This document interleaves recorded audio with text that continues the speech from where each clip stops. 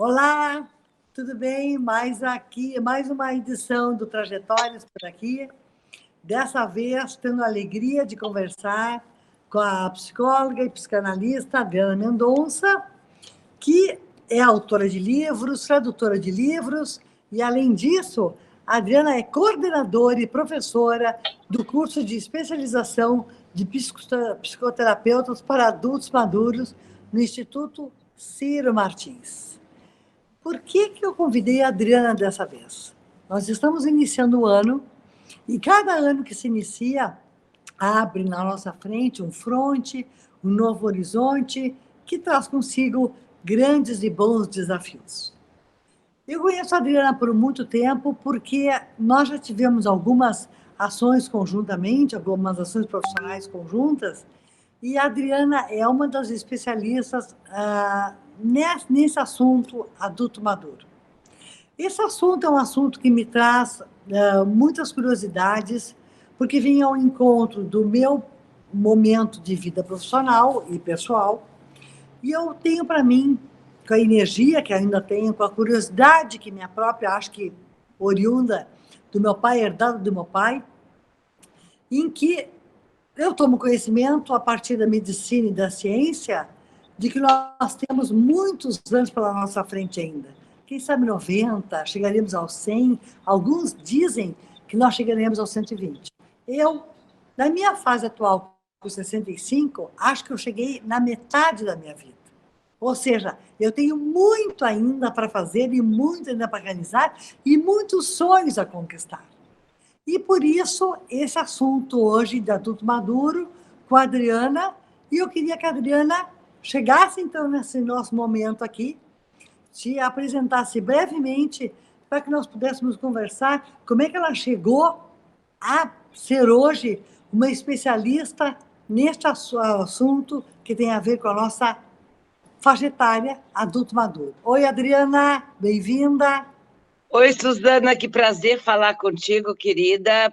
Parabéns pela a trajetórias, pelas entrevistas que tu tem feito, que eu assisto. Eu não sou do Rio Grande do Sul, eu sou do Rio de Janeiro, mas por casamento eu vim morar no Sul, e posteriormente, após ter meus 2 filhos, Luiz e Ayrton, eu decidi voltar a estudar. E entrei na faculdade de psicologia, né? Foi um desafio, porque a minha família nem esperava que eu decidisse fazer uma faculdade, e aí se abriu um novo mundo para mim, né? Na faculdade de psicologia. Tá? Fiz minha formação, montei meu consultório, fiz minha especialização, me transformei em psicanalista, e na prática do meu dia a dia de consultório, Suzana, vamos dizer assim, eu estudava muito, eu estava preparada, supervisionada, tratada, tudo como manda o figurino. Mas na minha prática de consultório, de repente, num período muito curto, chegaram 3 pacientes numa faixa entre 53, 54 anos e 58 anos. E essas pessoas chegaram reclamando das terapias anteriores, como se os psicanalistas não entendessem. E eu fiquei imaginando por quê, porque eram grandes nomes, e eu não entendi no momento o porquê, que fator, poderia ser uma resistência de um paciente, né, não ter gostado do analista, mas aí, pela escuta do que eles me contavam, eles começaram a reclamar que estavam numa faixa etária e que não estavam sendo atendidos. Isso que tu disse, Suzy. Eu acredito que tenho garra, que tenho saúde, que terei tempo para continuar me desenvolvendo e vivendo bem. Era o que eles reclamavam, porque os seus terapeutas diziam, não, mas você já construiu tudo, você já criou os filhos e tal. Eu digo, bom, já vou começar a estudar. Foi impressionante esses 3 casos chegarem muito rápido. Vou ver o que a psicanálise me diz a respeito disso. E aí, Suzy, não tinha nada. Não tinha nada de teoria, não tinha nada de técnica para atender esses pacientes. Inclusive, eu viajei, eu fui à Flórida e fui à Califórnia, onde os idosos tinham uma vida bastante saudável, muito independente, aí contatei com profissionais de lá, com universidades, nada. Fui à Espanha também, não consegui. E aí, desse dia, estava na época de uma reanálise, eu fui fazer a minha terceira análise em Buenos Aires, e me dei conta em Buenos Aires que os velhos eram saudáveis, eram elegantes, que tomavam seus cafés na Florida, isso a gente via constantemente, bem trajados, senhoras e senhores, e falando com a minha analista, que eu precisava estudar isso para dar conta do consultório, ela me disse que na Argentina tinham 3 nomes que já trabalhavam com psicogeriatria, tá? E eu escolhi, então, a me supervisionar com um deles e fiquei 5 anos sendo supervisionada e criando coisas para entender os pacientes nessa faixa etária. Porque, na verdade... O que nessa fase tu aprendesse lá? Bom, eu aprendi, por exemplo, alguns conceitos do Salvarezza, no sentido, por exemplo, do vegismo. O vegismo é o grande preconceito vigente sobre a velhice, sobre o envelhecimento humano, só que o vegismo não é o preconceito do outro, não é o preconceito externo. Vegismo é o nosso preconceito com o nosso envelhecimento, é interno. Nossa, que interessante isso! Então, nós temos que nos dar conta do seguinte, nós associávamos, né, Suzy, a média em 1950, no século passado, de vida, era 45 anos. Então, uma mulher de 45 anos era uma senhora idosa, muito diferente de uma mulher ou de um homem dessa faixa etária, né, mas que ainda na cultura se associa com envelhecimento muito associado à morte. Ninguém almeja envelhecer, embora a gente envelheça toda a vida, desde que é gestado, a gente está envelhecendo. Só que os outros períodos da nossa vida não são associados com morte. A velhice, sim, né? Mas acontece que se morre em qualquer faixa etária.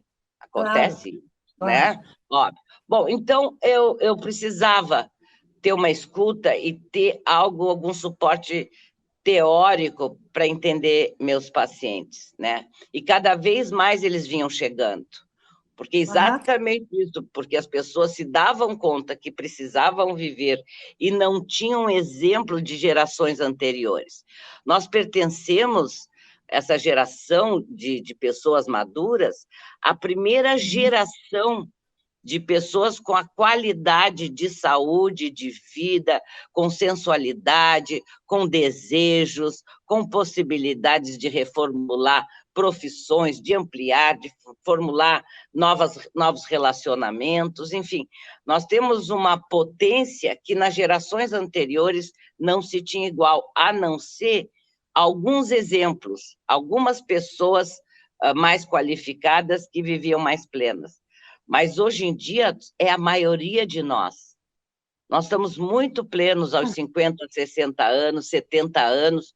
Nós conhecemos, nós somos pessoas dessa faixa etária e entendemos a demanda vital que nós todos temos. Então, me conta uma coisa. Eu estava me dizendo que as gerações passadas e as gerações recentes nossas não tinham informações sobre o assunto do envelhecimento e tal. Não. Então, eu estou falando de quanto tempo para cá? Bom, quando eu comecei a buscar, Suzana, informações e me formar para atender essa faixa etária e que não tinha conteúdos, foi no início dos anos 90. Eu estava chegando próximo aos 40 anos, tinha feito já minha formação psicanalítica, e aí não tinha, com meu próprio supervisor, na Argentina, nós tratávamos dos assuntos, eu fui criando avanços, ampliações de técnica e uma série de coisas, e depois ficando em dúvida, porque ele me aprovava, mas era ele, nós nos transformamos em grandes amigos, e ficando em dúvida, eu inscrevi um trabalho meu na Associação Psicanalítica da Argentina, específico sobre a adultez madura, se chamava Novos Paradigmas sobre a Sexualidade do Adulto Maduro, e fui premiada. É um trabalho brasileiro premiado pela APA, o que não ocorre com outros, nunca ocorreu com outros trabalhos, nunca tinha ocorrido antes. Tá. Maravilha! Então, isto me deu certeza, porque eram 7 jurados, então foi um desafio para mim. Isso me deu certeza que a teoria que eu estava desenvolvendo e a técnica, ou seja, a forma de atender esses pacientes, de fazer meu manejo clínico, estava adequado. E aí se transformou, a minha clínica se transformou, ao longo dos anos, numa clínica de adultos maduros, que Mas, antigamente... mas me diz Fala. uma coisa, desculpe de interromper, mas esse assunto é muito interessante. Mas, na verdade, tu trazes à tona o fato de que a psicanálise está hoje tentando buscar respostas a algum grupo de pessoas, mulheres e homens, que assim, acreditam, assim, quase que ouvem a sua voz interna e querem acreditar e acham que isso é possível. Mas o que eu percebo hoje em dia ainda é que tem um preconceito muito grande com relação ao envelhecimento. É uma percepção minha ou isso é um fato? Não é real, Suzana. Ainda há, somos um país de jovens que está se modificando, né? Nós temos a pirâmide, cuja base era infância e juventude, está se modificando, se chama retangularização da vida. E depois se pressupõe a inversão da pirâmide. Os idosos serão muito mais em números do que os jovens. Né? Nós, assim, na área de comunicação e marketing, a gente trabalha bastante com, ou se depara com os dados de realmente esse processo de inversão da pirâmide, né? E do poder de consumo e do poder de uma vida nova dessa geração. Mas eu ainda não percebo que essa geração está muito empoderada a ponto de realmente revolucionar a sua própria vida, não é isso? Eu acho que pelo preconceito vigente, pela associação de velhice com morte, com senilidade. Surgiram conceitos novos, por exemplo. Uma coisa é a senescência, um processo sadio do envelhecimento, que é normal e é evolutivo. Outra coisa é a senilidade, que é quando nos aparecem doenças que podem nos embotar e reduzir o nosso funcionamento. Embora, isso é que é estranho, né, em nós, embora a gente olhe à nossa volta e tenhamos mulheres lindas de 50 anos, 60 anos, homens maravilhosos, a gente ainda tem medo desta faixa etária. A gente ainda, quando se defronta com isso, porque na história da humanidade, até 1900, início antes da Primeira Guerra Mundial, a média de idade de vida, e não mudou por séculos e séculos, foi 33 anos. Isso está muito enraizado em nós, que nós envelhecemos muito cedo, o que não é real. Né? Não é real. Então, isso traz muito sofrimento desnecessário, mas grande parte dos adultos maduros que não se tratavam, até porque a psicanálise não era aconselhável para eles, né? Freud dizia que, além dos 50 anos, não teriam plasticidade nem tempo de vida para serem tratados. O que mudou, as pessoas na época de Freud realmente não teriam, mas os adultos maduros de hoje, com 50, 60 anos, tem muito tempo para se tratar. E como tu disse, tu tens o exemplo do teu pai. Teu pai já é um expoente da geração anterior à nossa, que continuou estabelecendo a vida dele profissional e afetiva, amorosa, em todos os aspectos. Eu até não gosto de dizer, porque às vezes assim compara e diz assim, pô, ela parece uma jovem quando alguém... Não, ela parece uma adulta madura. É um preconceito associar uma qualidade que nós temos, sabe, de vigor, de potência, de pensamentos criativos, de capacidade de reformular nossas vidas com a juventude. Não é da juventude, mas é da adultez madura. Tanto que... Fala. Não, eu queria te perguntar, tu que hoje é uma especialista nesse assunto, uma das raras especialistas nesse assunto, quais são as questões que tu mais abordas e mais assiste no teu consultório? Quais são os principais dramas? Bom, o desconforto, muitas vezes, quando as pessoas são casadas, o desconforto que existe quando os filhos saem da casa, né, se independizam e vão cuidar das suas vidas. E, às vezes, muitos casais, muito ligados na criação dos filhos, muito na função de pais, voltam a se enxergar como homem e mulher. Sim. Tá? Para buscar o companheirismo, a cumplicidade, que antes os filhos ocupavam muito espaço na vida dos pais, os filhos em formação. Então, assim, isso como que se olham e não se reconhecem, né? E eles têm que redescobrir, se tiverem interesse em investir juntos no seu crescimento como casal, no seu retorno a essa ligação que foi a inicial, só 2, mas que durante 20, 30 anos, porque os filhos estão saindo cada vez mais tarde de casa, né, por tantos estudos e especializações. Esse casal precisa se reencontrar. Esse é um dos pontos. O outro ponto que abala muito é a falta de desejo sexual, o temor da impotência, ainda em algumas mulheres, em algumas, a grande maioria já entende o seu direito à sexualidade, mesmo com mais idade, mas ainda o homem tem temor à impotência e a mulher tem temor à desvalorização do seu papel principal de maternidade frente à sociedade. As mulheres, em vez de entenderem a menopausa como uma libertação da sua função materna, os filhos estão aí, e se ela optou por não tê-los, tudo bem, elas parecem, mesmo não querendo filhos, parece que elas sofrem um baque. Claro que nós todos envelhecemos, claro que a nossa pele não é igual, o brilho do nosso cabelo que embranquece, existem coisas orgânicas, Susana, mas as pessoas precisam entender que o psiquismo não envelhece. Ele pode adoecer se tu temer o que vem pela frente no teu futuro, mas envelhecer ele não envelhece. A libido, a nossa carga de energia para frente à vida, ela não envelhece nunca. Por isso a importância desses adultos maduros que me procuraram, e eu tive a felicidade de escutá-los e me acionaram nesse processo que me tornou uma psicanalista que pensa, cria e escreve a respeito de adultos maduros. Nós temos, hoje em dia, que trabalhar exatamente também esse vegismo, o preconceito interno, essa necessidade, às vezes, eu acho que a medicina nos traz ganhos maravilhosos, né? De possibilidades cirúrgicas, de medicações para a relação sexual ser bem agradável, mas, de qualquer forma, ainda há muito medo do envelhecimento. As pessoas sofrem. Elas têm que dissociar envelhecimento com morte.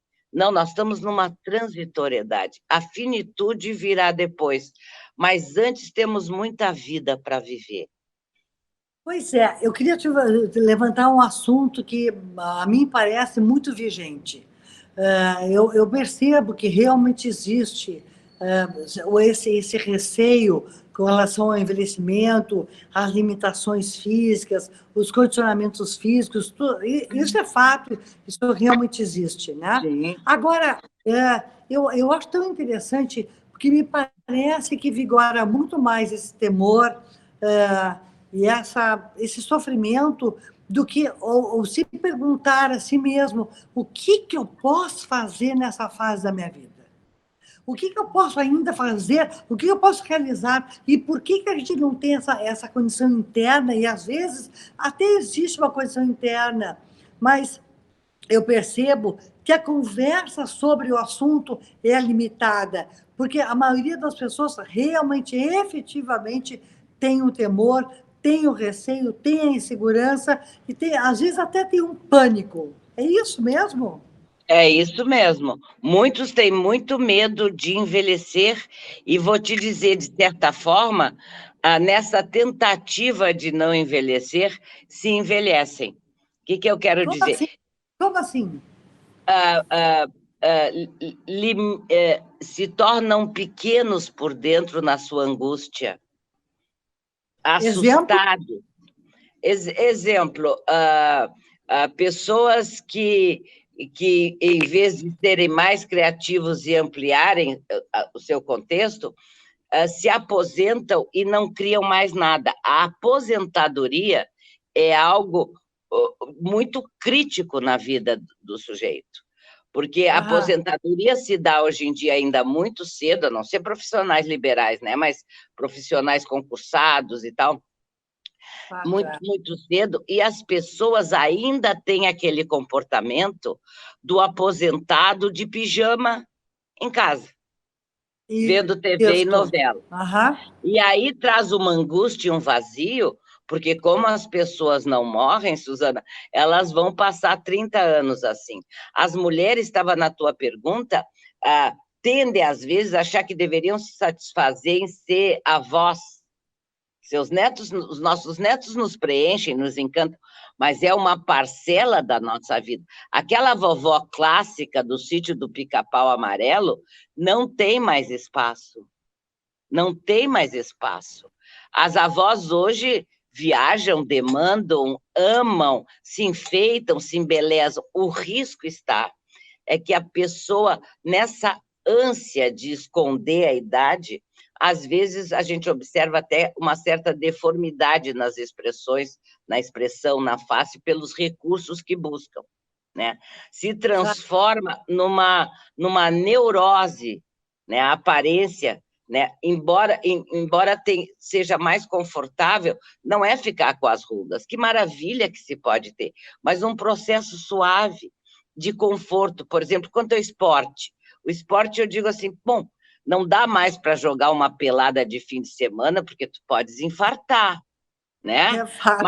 Mas quem sabe fazer belas caminhadas, já que tu tem tempo, né? Quem tiver mais recurso, vai investir no golfe, que é um esporte saudável, de movimento, de agilidade.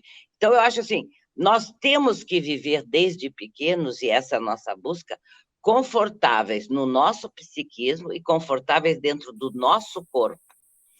Então, a criança tem um corpo extremamente limitado, muito mais limitado do que nós temos hoje. Ela não fala, ela não anda, ela não conhece o ambiente. Nós já temos todas essas vantagens, mas talvez tenhamos que andar um pouquinho mais devagar, correr com mais bom senso, dormir com mais cuidado, entende? Cuidar da alimentação, visitas médicas mais constantes, e como a gente faz com a criança e com o adolescente, são muito acompanhados de visitas médicas no seu crescimento. Por que que a velhice muitas vezes reage, né, aos médicos, às consultas, às vezes reage até aos psicólogos? Mas eu posso te dizer que eu tenho visto que muitos adultos maduros eu tenho tido pacientes que me buscam com mais de 80 anos. Pessoas com dúvida. É verdade, é verdade. E buscam por quê? Qual é a razão da busca? Eles buscam porque eles acham que a vida deles está muito chata, que os parentes deles não entendem, não querem ouvi-los, acham que eles repetem. Claro, eu também repito e repetia quando criança, quando eu achava que o ambiente não queria me ouvir. Eu repetia de novo o que eu queria. O adulto maduro, como eu chamo meus pacientes, e essa faixa etária, eles às vezes são desconsiderados. Eles estão contando uma situação de vida que, se houver escuta, é de aprendizado para quem estiver em volta dele, mas aí parece que aquela potência dos 30 e tantos, 40 anos, onde o adulto jovem precisa se formar, se firmar também, descaracteriza aquilo. E o adulto aí repete, porque são belas histórias, muito sábias, muito grandes experiências, que merecem ser trocadas. Então, eles gostam muito da análise, porque isso acontece, eles são escutados. Então, eles não são escutados e querem ser, eles querem entender que forma eles vão se fazer escutar, que forma... Por exemplo, tem filhos cuidadosos, mamãe não dirige mais, papai, agora, financeiramente, eu quero conversar contigo sobre teus problemas, eu quero... vão cerceando a nossa autonomia. E a gente vai deixando. A gente vai deixando porque a cultura era assim, né? A gente vai deixando... Porque não sei, eu queria discutir um pouquinho contigo isso. Às vezes me parece que tem alguns cerceamentos que vêm revestidos de uma percepção de carinho. De amor, claro que sim. Ninguém se dá conta, é cuidado, mas é um cuidado antecipado. É um cuidado talvez ainda desnecessário, exatamente em cima do preconceito, que se uma mãe está com 70, 75 anos, 70, os filhos têm que cuidar, porque ela vai morrer. Então, começo a cuidar, mamãe. Algumas podem precisar, estão mais senis, até podem, que bom que os filhos cuidem. Mas muitos não precisam. Eles precisam conversar com os filhos, eles precisam trocar ideias com filhos, como dois adultos, os filhos já nessa fase devem estar beirando, quando o pai tem 75, o filho deve estar chegando aos 50, também é um adulto maduro. Também já é um adulto maduro, porque já deve ter filhos de 25, que são os adultos iniciando a adultez jovem. Mas essa troca de gerações é que o velho antigamente não era escutado. O velho antigamente, cara, tinha culturas históricas, como no Japão, que eles eram extremamente respeitados, como na Roma antiga, que tinham senadores, né, que valorizavam. Mas depois da Grécia e da valorização da beleza física e da potência, da força, foi havendo uma cultura no mundo em que beleza, criatividade, potência são características da mocidade. E não é bem assim. Não, não é. A criatividade, por exemplo, eu te diria que a criatividade do jovem, nós todos temos uma ideia fantástica, intuímos algo, né? E o jovem faz o seguinte, se você observar, ele pega aquela ideia e bota no ato. O adulto maduro, por já ter vivido mais, ele pensa, repensa, ele tem um nome a zelar, ele trabalha as ideias criativas dos adultos maduros, geralmente são mais elaboradas. Se tu pegares os grandes gênios da humanidade, que é outro tema que tu sabes que também eu adoro, porque a gente trabalhou isso juntos, né? Há 30 anos também estudo a criatividade humana, o adulto maduro elabora, ele não é tão impulsivo. Assim como a gente vai para uma relação amorosa, assim como a gente, adulta madura, abre um espaço novo profissional, nós vamos com seriedade, cuidado, criatividade e muita libido, né? Mas zeloso. Quando tu fala de libido, tu fala de libido sexual ou tu tens um conceito mais amplo de libido? A libido é fonte da vida humana. Não é só vinculada ao sexual. A libido existe na sexualidade, mas libido para nós é eros. Eros é vida. Quando nos falta libido, nós chegamos ao limiar, vamos dizer, da morte, mas por patologia psíquica, porque a libido é para durar sempre. Sempre que nós estejamos vivos na hora da nossa morte. O corpo termina, a libido não precisa terminar. Só se a gente adoece. E é isso que nós, terapeutas de adultos maduros... Só se a gente adoece ou só se a gente acredita na finalização dela, né? Que já é o adoecimento, né, Suzana? Que já é um adoecimento. Tu te lembras que logo que eu voltei desse processo da Argentina mais confiante, tu nos convidaste para a gente fazer um grupo com mulheres entrando na adultez madura, mulheres lindas, saía na tua casa, eram umas reuniões sem compromisso financeiro, que tu abrias a tua casa com um bolo e um cafezinho gostoso, um chazinho, com uma roda de amigas tuas, e eu e a Denise Souza, que trabalha comigo nisso, nós vimos e tínhamos tardes agradabilíssimas, dizendo para as mulheres que elas talvez estivessem enfrentando um dos períodos mais libertários da vida, um dos períodos mais saudáveis que interessante isso. Porque, de fato, isso, realmente... Tu não sente isso? Tu não sente isso que tu pode tudo? Não, e eu queria te perguntar uma outra coisa, que eu me lembro que naquela época do Maturarte, que foram aqueles episódios belíssimos, dizemos, de uma riqueza humana bárbara. Eu me lembro que houve uma das aulas que eram sobre os contos de fadas. Isso, isso. Para nós mulheres e para nós idosos, veja os personagens dos contos de fada, né, Suzy? Uhum. Por exemplo, a madrasta da Branca de Neve, uma mulher de uma beleza enorme, que não suportou a filha, a enteada, porque nesses contos eram as próprias mães, depois douraram, puseram as madrastas, coitadas das madrastas hoje em dia, tem essa pecha de não ser boas mães, e às vezes são excelentes mães, né? É Mas então, verdade. a madrasta da Branca de Neve, quando o espelho lhe diz que existe alguém mais bela e é Branca de Neve, o que esta mulher faz para destruir a Branca de Neve? Ela se transforma numa bruxa horrorosa. Sim. Assim ela se disfarça. Ou seja, a nossa inveja da juventude ao nosso lado nos enfeia. Essa é uma mensagem que nós temos que saber. Nos enfeia na Uhum. medida que a gente passa a se sentir atacada pela beleza do outro, por não acreditar na estética da beleza da maturidade. Olha como as pessoas estão bonitas, como envelhecem bonitas. 20 anos é uma face, 35 é outra, 50 é outra. E essa é a riqueza da vida, essas mudanças suaves e embelezadoras, aquilo que nós não somos na mocidade, talvez até por menos conteúdos, nós precisamos muito da aparência. A natureza é sábia. No envelhecimento, se nós tivermos saúde, riqueza de conteúdo e libido, nós podemos prescindir um pouquinho do corpo e trabalhar com Claro. essa competência de nos agregarmos e de sermos pessoas que nos sintam sexualizadas, sensuais. É mais do que o sexo em si, que para mim prende muito ao ato sexual. Eu digo que nós somos Uhum. sensualizados. O ser humano tem que permanecer sensualizado, sempre, sempre.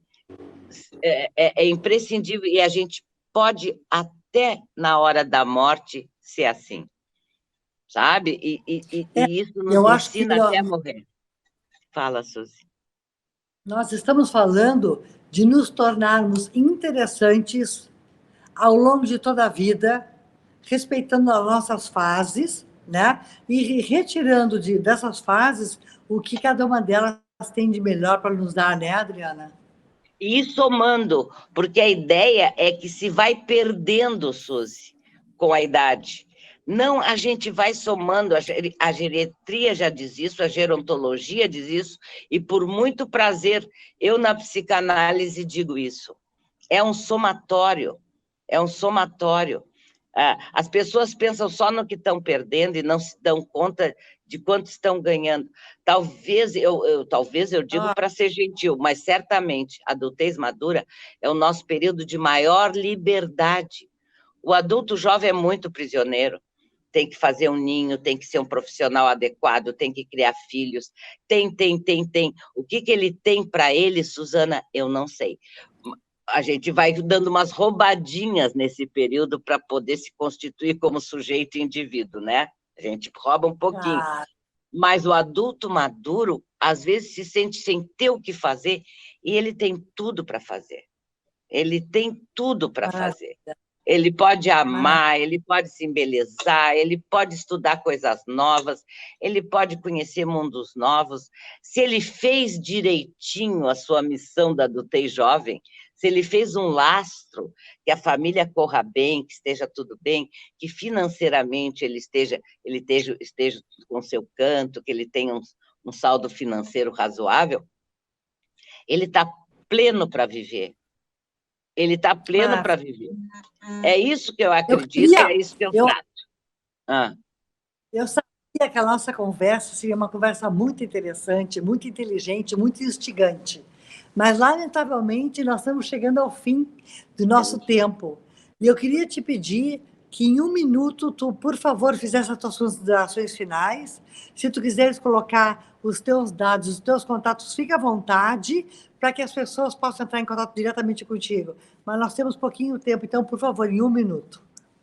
Não, o que eu queria dizer é que nesse percurso, nessa trajetória das nossas vidas, e que tu tens trazido vidas tão brilhantes e tão interessantes, que se eu não vejo na hora por causa do consultório, eu assisto depois e faço meus comentários. Eu acho que o teu programa, assim como o meu trabalho, esse teu espaço, é uma prova do que eu entendi na psicanálise. Nós temos que acreditar que a adultez madura é um período pleno, é um período a ser escutado, a ser intercambiado em todas as gerações. É isso que, com meus pacientes, eu trabalho no consultório. Bom, as pessoas que quiserem saber de mim, qualquer coisa, são teus amigos, te procuro e tu me informas. Eu só quero agradecer muito a todos, dizer do meu entusiasmo com essa tarefa. Do meu consultório, eu tenho pacientes, eu acompanho meus pacientes enquanto eles querem, alguns até ao falecimento, e vou dizer uma coisa fantástica, eles me deixam uma herança, eu herdo seus filhos, já adultos maduros, e eu tenho herdado até seus netos de 25, 26 anos, têm vindo à minha clínica. Então, é um trabalho de amor, de respeito, de consideração, e de competência no sentido assim que a pessoa acredite na sua competência criativa. E nós sabemos disso. E temos que lutar com esse preconceito. E vou te dizer a última coisa. Nossos filhos envelhecerão melhor. Eles já têm um exemplo dessa nossa geração, dessa geração que ama, que cria, que se aventura, que dá voltas na vida, porque sabe que tem libido para investir. Que legal. Eu quero te agradecer muito, muito essa oportunidade de te ouvir mais uma vez, ouvir essas tuas descobertas tão importantes para todos nós. Queria mostrar para vocês todos que tem um livro escrito pela Adriana e pela Denise Souza, que é um livro maravilhoso, uma leitura maravilhosa. E queria convidar a todos nós a que nós olhássemos para nós mesmos e procurássemos em nós as nossas capacidades, os nossos sonhos, as nossas curiosidades, levando em consideração que nada é mais precioso do que nós irmos atrás do nosso coração e fazermos aquilo que a gente acredita e realizar o nosso sonho. Que nós possamos combater fortemente o vegismo, ou seja, o preconceito próprio, né, do envelhecimento, trocando a beleza da juventude por a beleza da adultez madura. Adriana, mais uma vez, muito obrigada. E a todos nós que ficaram conosco, obrigada também. Façamos da nossa vida o nosso sonho a ser realizado. Até a próxima.